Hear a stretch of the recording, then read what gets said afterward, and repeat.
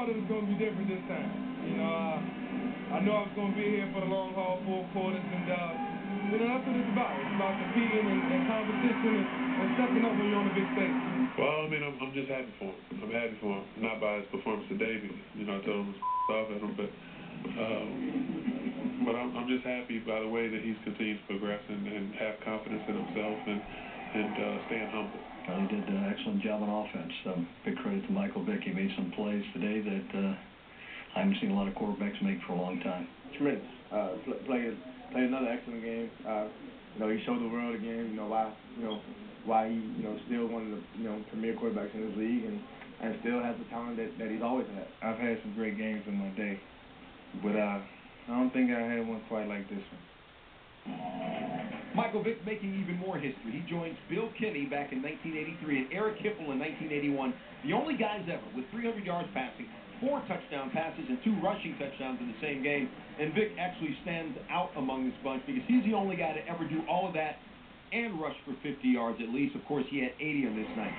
Steve, a year and a half ago, Michael Vick was in federal prison. How do you go from federal prison in 18 months to what we saw on this night? Billy said earlier when he talked about, I thought I knew it all before, and now I realize I don't.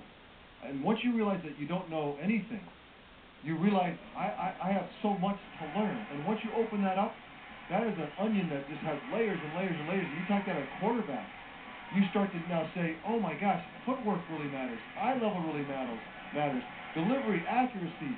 And then once you start doing that, then you start saying, oh, I can dictate the linebackers. I can dictate the safeties. I can pick people out. You can't stop me. I think tonight would be a revelation to him even.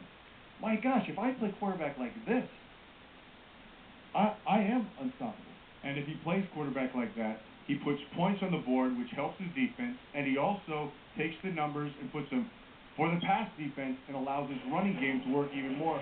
So Michael Vick becomes the main cog in the wheel for the Philadelphia Eagles, which, I mean, that's kind of an understatement, but when he's on, the sky's the limit for this offense. The fastest team in the National Football League. Deshaun Jackson runs like a 4.2 40. Jeremy Maclin a 4.3, and Michael Vick himself probably a 4.3 or 4.4. One other bit of history that Michael Vick is a part of, he becomes the 13th quarterback this week to have a 300-yard passing game. That's the most QBs in one weekend ever in the NFL with 300-yard passing games. Hey, there was some jawing before the game. There was an 88-yard touchdown the first play of the game, and from there, 59 points later, the Eagles had a win and some records in the books.